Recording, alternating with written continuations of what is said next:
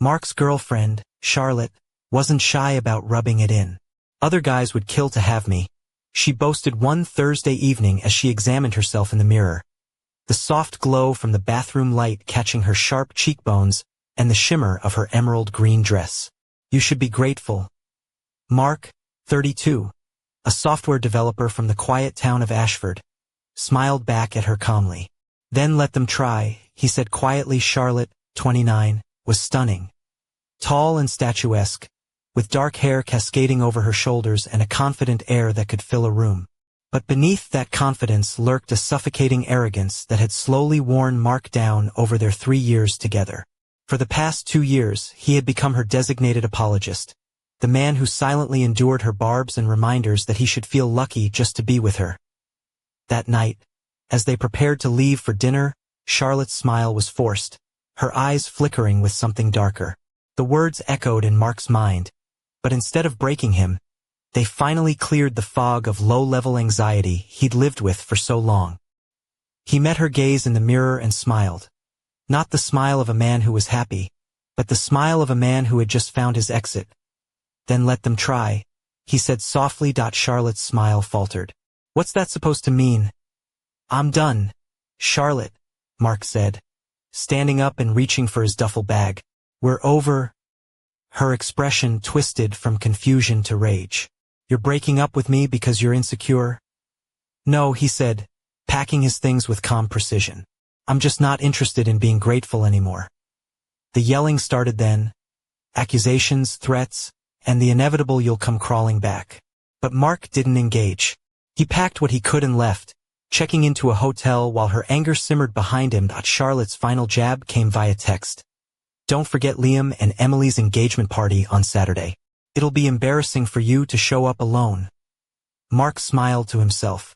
I'll be there, he replied. And don't worry about me. He thought about the party. Charlotte was already scripting the story, painting him as the pathetic ex. But Mark decided to rewrite the script. He called Isabella, a witty graphic designer he'd met on a project months ago. She was single and there had been a spark. Hey Isabella, he messaged. Last minute, but any interest in being my +1 to an engagement party Saturday night? 10 minutes later, his phone buzzed. Mark, that sounds way better than binge-watching another show. I'm in. Isabella was effortless that night.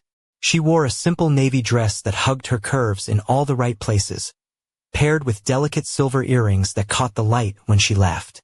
Her confidence was warm and genuine, a stark contrast to Charlotte's icy control as they arrived at the party in Ashford's charming village hall.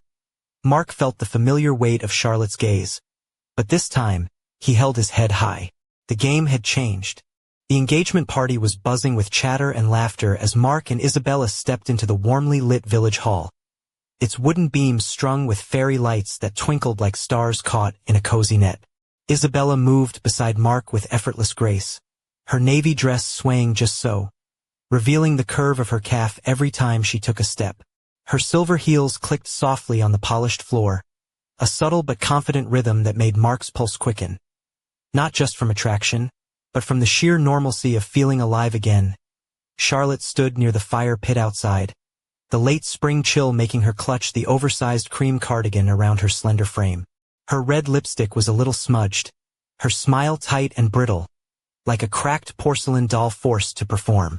She was holding court, spinning a story to their mutual friends, Sarah and Ben.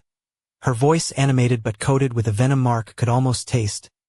Isabella leaned in close, whispering with a mischievous grin, target acquired at 9 o'clock. She's got the brave little soldier look down to an art form. Mark chuckled. You have no idea. They took their time weaving through the crowd, savoring small talk with Liam and Emily, the happy couple whose engagement was the reason for the gathering. Isabella's laughter was light and genuine, and soon the room seemed to warm around them. People were drawn to her, charmed by her wit and easy confidence. Mark felt a quiet pride swell within him, the kind that comes from knowing you're standing beside someone who lifts you up, not weighs you down. Then he noticed it, the unmistakable, burning gaze from across the room. Charlotte's eyes locked onto them, the story she was telling dying on her lips. Sarah and Ben glanced over, their faces mirroring a mixture of surprise and confusion. The pathetic X script wasn't unfolding as planned. Charlotte's posture shifted, the brittle smile morphing into something sharper, colder. She whispered something to Sarah before striding toward Mark and Isabella with a predator's grace. "Showtime," Isabella murmured, sipping her wine with a smirk. Charlotte's voice was syrupy sweet, but the steel beneath was unmistakable. "Mark," she said, her eyes flicking dismissively over Isabella. "And you brought a friend." Mark met her gaze evenly. "Charlotte, this is Isabella." Isabella's smile was warm, genuine. "Nice to meet you." Charlotte's smile stretched too wide, her teeth gleaming like a shark's. "I'm surprised, Mark. Moving on so quickly. Seems a bit desperate." Mark shrugged, voice calm and steady. "Not at all. You were very clear on Thursday. You said other guys would kill to have you. I decided to stop being grateful and let them try. Just honoring your wishes." Color drained from Charlotte's face, flooding back in angry blotches. Her forced smile couldn't hide the fury in her eyes. "That's not what I meant," she hissed. "It's exactly what you said," Mark replied, turning toward the group where a toast was beginning. He placed a protective hand on Isabella's back and led her away, leaving Charlotte standing, speechless and isolated. Later, when Isabella stepped away to chat with some guests, Sarah cornered Mark. Her arms were crossed, her expression a mix of sympathy and irritation. "This is cruel, Mark," she said quietly. "Charlotte's heartbroken, and you show up flaunting someone new. It's disrespectful." Mark shook his head. "Did Charlotte tell you why we broke up?" Sarah's face tightened. "You freaked out over a silly comment and threw her out of her home." "Her home?" Mark asked, incredulous. "The lease is in my name. And the silly comment was her telling me I should be grateful to be her boyfriend. She ended it with her own words. I just made it official." Sarah faltered, then sighed. "She was just having a bad day. You're supposed to be the bigger person." Mark's voice was firm. "I'm done being the bigger person. I'm supposed to be happy now. Charlotte's upset, but that's on her. Not my responsibility." Sarah looked taken aback, no comeback ready. She shot a venomous glance at Isabella before retreating to Charlotte's side as they left the party hours later. Charlotte's voice rang out sharp and loud, slicing through the hum of conversation. "It's pathetic," she sneered. "Rebound relationships never last. You'll come crawling back when you realize what you've lost. You always do." Mark didn't look back. He didn't even slow down. The narrative was no longer his concern. But as the night settled around him, a troubling thought crept in. A message from an unknown number buzzed in his pocket. The text read simply, "This isn't over, Mark. I'm coming for what's mine." The next morning, Mark woke to an uneasy calm. The text from the night before lingered in his mind like a shadow that refused to fade. He poured himself a strong coffee in his small Ashford apartment, the early sunlight filtering through the cream curtains and casting long, lazy stripes across the worn wooden floorboards. He dressed carefully in a crisp white shirt and dark jeans. Simple, no nonsense. The kind of outfit that said, "I'm ready for whatever comes." His phone buzzed again. This time, an email from HR at his company, Crestwood Tech. The subject line read, "Formal complaint." Mark's heart sank. Opening it, he found an anonymous accusation alleging misuse of company resources and creating a hostile work environment. His woodworking hobby, the one thing that brought him peace, was suddenly weaponized against him. He leaned back, running a hand through his hair, the weight of Charlotte's spite settling heavy on his shoulders. This was no random attack. It was calculated, cruel, a final salvo in a battle Mark didn't want to fight but couldn't avoid. Later that day, Mark sat across from Richard, his boss, and Linda, head of HR. The sterile conference room felt colder than usual, the hum of the overhead lights masking the tension. "I want to be clear," Mark said, voice steady despite the knot in his stomach. "Charlotte and I just broke up. It wasn't amicable. This complaint is retaliation." He slid a note across the table. An old message from Charlotte 6 months prior, where she had threatened to destroy his reputation if he ever left. Richard nodded slowly, eyes grave. "We'll investigate, but your transparency helps." Mark left the office feeling both reassured and vulnerable. The calm, logical approach was over. It was time for something else. That evening, as twilight deepened over Ashford's quiet streets, Mark received another text from an unknown number. "This is Charlotte. I'm using Sarah's phone. I'm coming to the apartment Saturday at noon to collect my things." Mark's fingers hovered over the keyboard. Then he typed, "Saturday at noon is fine." He made 2 calls. One to a moving company, the other to a high-end consignment shop specializing in designer furniture. The kind Charlotte adored but he loathed. He arranged for the furniture to be professionally removed and stored securely, with the option to sell it and forward the proceeds to Charlotte after deducting fees. Friday passed in a blur of blocked calls and quiet planning. HR called him in again. The investigation was over, no evidence found. The complaint was dismissed as malicious harassment. Richard clapped him on the shoulder. "We've got your back." Saturday morning arrived crisp and clear. The movers came at 9, efficiently packing Charlotte's belongings into plain cardboard boxes. The velvet couch that Mark had hated, the stained marble coffee table, the awkward abstract painting. Each was carefully wrapped and loaded onto the truck. At 11:45, Isabella arrived, holding 2 slices of pepperoni pizza like a peace offering. Her dress was light blue today, soft and flowing, the kind that hinted at curves without shouting. She breezed through the empty apartment like she owned the place, setting the plates on the bare kitchen table with a confident smile. Exactly at noon, the buzzer rang. Mark opened the door to find Charlotte flanked by her mother, Cassandra, and Sarah, the personal army of entitlement. Charlotte's smirk faltered as she stepped inside, eyes scanning the stark rooms and neat stacks of boxes. "What is this?" she demanded, voice sharp. "Where's my couch?" "Your things are here," Mark said calmly, handing her a folder. "The furniture's been moved to storage and consigned for sale. You'll receive the proceeds minus fees. Here's all the information." Cassandra snatched the folder, shrieking, "You're charging her to sell her own furniture." "Professional services," Mark corrected evenly. "The first month of storage is paid." Charlotte's fury erupted. "You snake!" she screamed, pointing at Isabella, who had just walked in carrying 2 more pizza plates. "You turned him against me."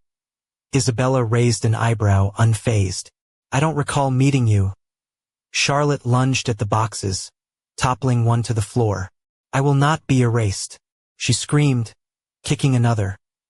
Mark stepped forward, voice low and firm. "Enough. Get out." Cassandra wailed about Charlotte's breakdown, but Mark was unyielding. "You have 5 minutes to remove these boxes. Damage anything else, and I'll call the police." The threat cut through the chaos. The entourage scrambled to load the boxes into Sarah's cramped SUV, bumping walls and dropping items with exaggerated size. Before leaving, Charlotte snarled, "You haven't won. Everyone sees you for the petty monster you are. That girl won't last." Her face crumpled, confusion breaking through the rage. "Why are you doing this?" "I loved you." No, Mark said gently but firmly. "You loved control. You don't know what love is. Close the door on your way out." She hesitated, searching his eyes for a crack. Finding none, she slammed the door behind her. Mark exhaled deeply. It was over, not cruelty but consequence. But as the door clicked shut, his phone vibrated again. A new message from an unknown number. "You think this ended? You have no idea what's coming next." 6 months later, the quiet aftermath settled over Ashford like a soft fog. Mark's apartment, once a battleground, had transformed into a sanctuary. The walls were lined with wormwood shelves, filled with books and small handcrafted pieces, some made by Mark's own hands during late-night woodworking sessions. The worn leather armchair by the window caught the afternoon sun just right, and the scent of fresh pine lingered in the air. Isabella moved through the space with easy grace, dressed in a fitted burgundy blouse tucked into dark jeans, her hair loosely pinned back to reveal the delicate curve of her neck. Her silver necklace caught the light as she poured 2 glasses of red wine, the deep color matching the quiet confidence in her eyes. Their relationship was a stark contrast to the storm Mark had weathered. There were no games, no battles for power, just partnership. They laughed together over dinner, sharing stories and plans, the kind of normal happiness Mark had long thought impossible. Out in the world, Charlotte's presence had faded like a ghost.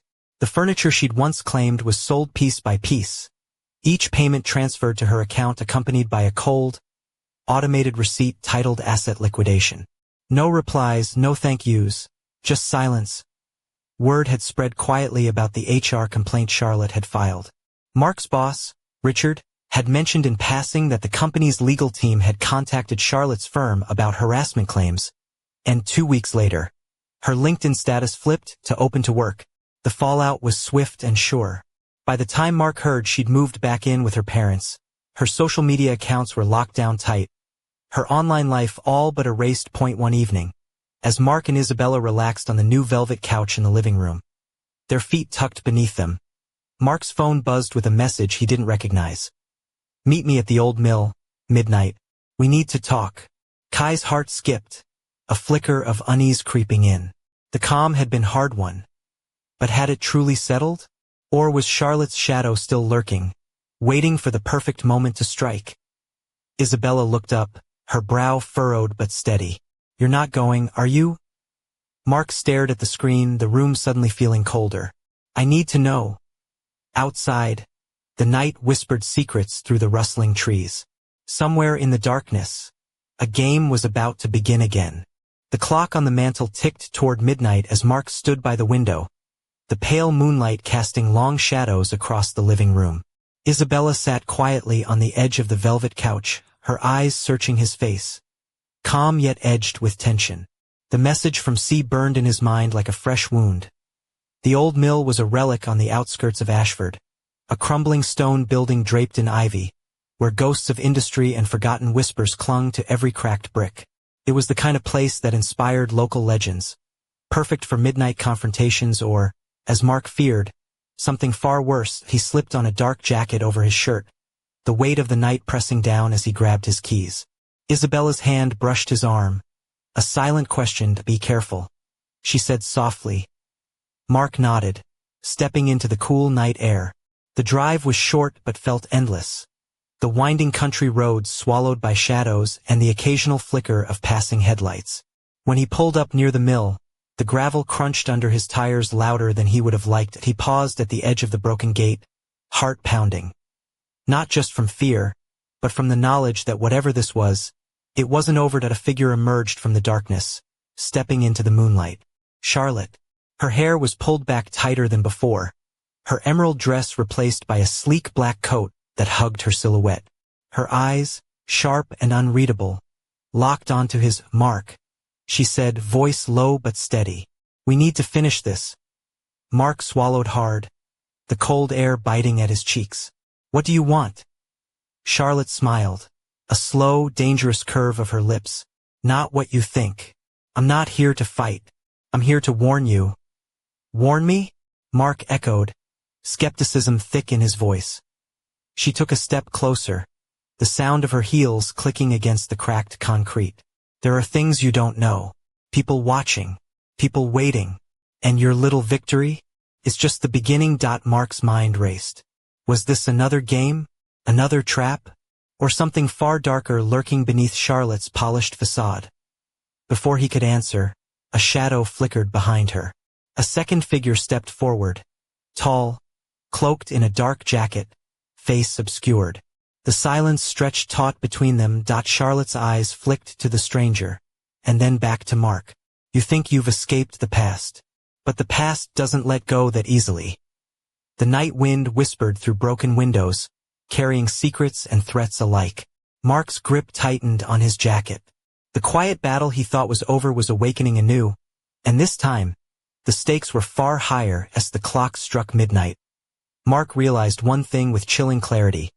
The game had only just begun.